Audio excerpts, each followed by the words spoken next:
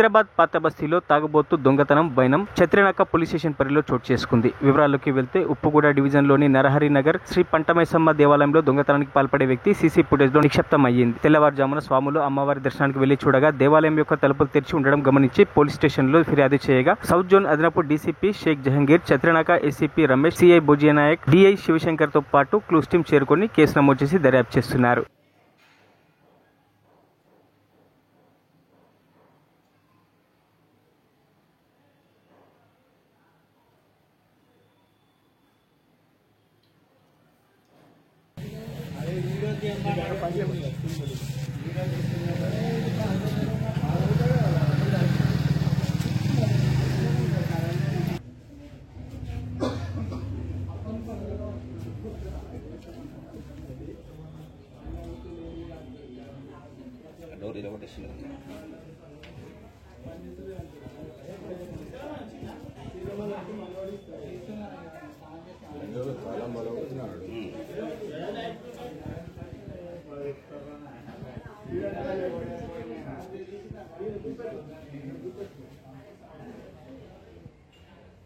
necklace